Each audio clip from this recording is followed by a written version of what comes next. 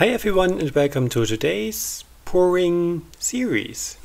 This is more than one artwork done today, and this video especially is credited to Cindy because she was so sweet and commissioned me, and therefore I decided to make this video for her as well, where I was making her artworks. So basically she wanted to commission me for some additional artworks to the one that Patrick did. So she basically wanted to have a set, one with Patrick's artwork that he did just a couple of weeks ago, and some more on addition, which I did here. And so I thought it was a sweet idea to show how I made them. And lucky you, today there is no ring pour.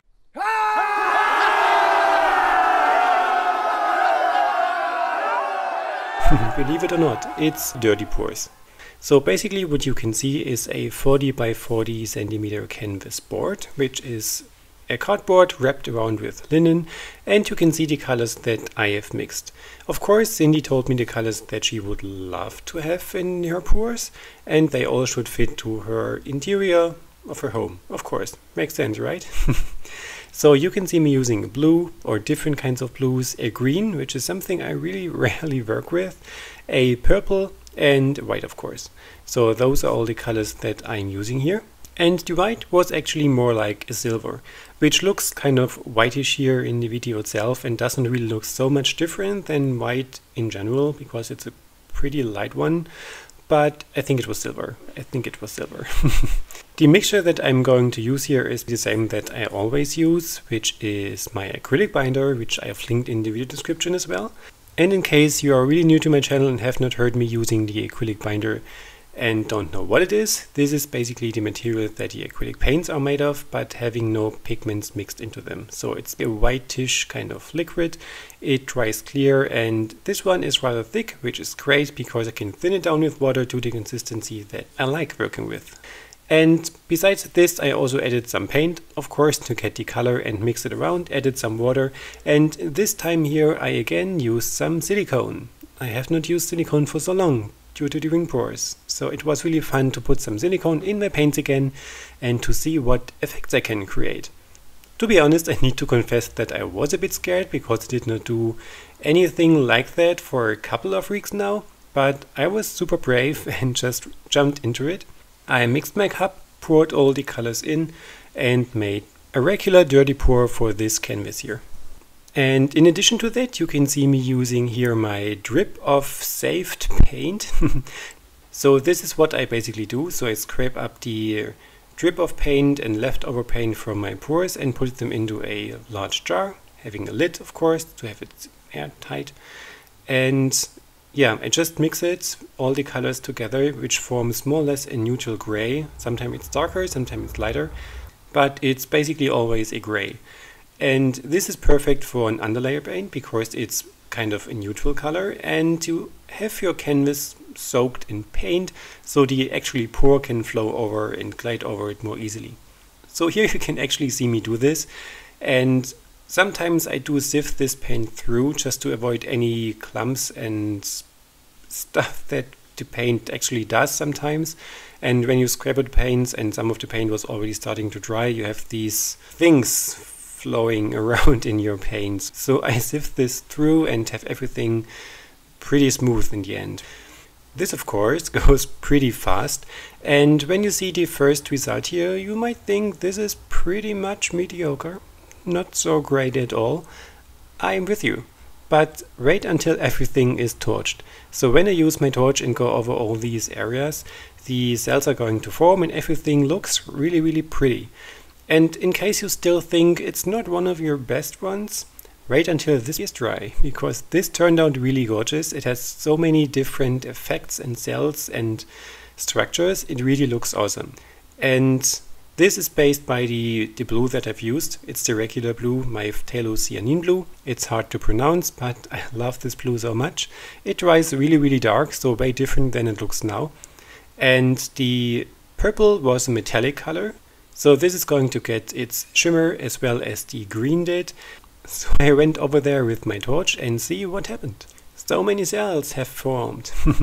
And yes, I know I should have showed you the close-up version of the red version. I totally forgot about that, sorry. but I was so into pouring again that I just wanted to continue with the next projects. And alongside of this larger one, she wanted to have a couple of smaller ones as well, just to fit the entire scene. And so I decided to make 4 20 by 20 centimeter pours on smaller canvases. I prepped them as well, of course, as I usually do, so basically meaning I put some pinboard pins underneath them just to have them elevated from the surface. And in case you have not seen me doing this before, this is just to allow the drip of paint to drip off the canvas and not gluing everything together. So this is basically my version of doing this. And as all these pieces were meant to fit together, I of course used pretty much the same colors. I did some variations here and there in the cups, which paints I poured in first and second and how I layered them, but I did not really think so much about it. And you will see that each of them is pretty much the very same process, but each result is so very different. So this is something I'm always really fascinated about still after all these pours, that although you have pretty much the same mixture and technique, everything looks completely different. And it is not predictable, I think. So yeah, you never know. And I must say, this is so much fun, always. Making those smaller canvases is quite a relief on the stress level, I'd say. If you have a canvas in front of you with about, I don't know, square meter, 30 by 60 centimeters, or what's in inches, 20 inches something. You know, this is a large canvas, you need a lot of paint, and you never know how the end result is going to form. If it looks pretty, if it doesn't, if you can tweak it to look pretty. So these small canvases are so much of a relief, and it was so much fun making so many in so short time. And of course I still did not figure out how much paint I have to use. So you see there is a lot of drip of paint as well for these pours, but I can scrape them up again and put them into my jar. So this is something I will permanently address to any one of you who is pouring as well, just to be on the savvy side and save all your paints that you can. If you have silicone mixed in there, as I did here, just put them in there as well, but be aware when you use it as an underlayer paint that there is silicone mixed. And if you do a ring pour and do not want to have any cell forming at all, you should not use this paint. Even if you stir it very well, you have teeny tiny drops of silicone, but they might come through in the pour in the end. So if you do not want to have any cell at all, just don't use this underlayer paint. Or if you want to be super secure, just make 2 jars. One where I put the ones with silicone in and one where I put the ones without silicone in. Whatever you like most. And besides that, it is also good saving your cups. You know, I've told this so many times in other videos before, this pouring is pretty much material intense. Not only the paints, but the cups we are using. And I myself reuse my cups as often as I can, and you for sure have seen this in my videos, that my cups always look kind of messy and dirty. I've bought these cups over a year ago, and I used them and let them dry. Sometimes I can peel the paint off. Sometimes I use resin in them to have them covered again, and so I can reuse them very often, I'd say. Yes, and those are basically my material saving hacks that I can give you on your way, and also these wooden sticks that I reuse all the time. I've just recently learned that they are called popsicle sticks, which I really hate to pronounce, and Holzstäbchen is so much easier to say for me. But I also reuse them as often as I can as well. So I just let the paint dry on them, or just wipe it off and reuse them as often as it works. So yeah, basically this is everything that I did here for those 5 little sweet projects, and I really hope you, Cindy, in particular had fun watching the creation of your commission artworks. I honestly hope they are soon shipped to you. And you basically cannot see the package status changes to delivered, and you can unpack it and just let us know when you have it in your hands and how much you like it.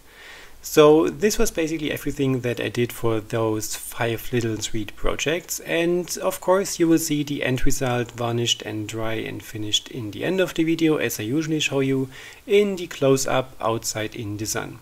Why I do always show this in the sunlight? Because there the colors come out better when it comes to the filming.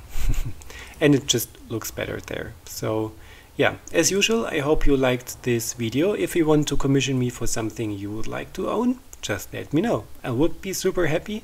And for those of you who want to adopt something from my already finished artworks, you can find them in my Etsy store, which is linked in the description box below, as well as my social media links are. And I have a sale running until mid of November, so if you are quick, you might get some of my artworks discounted.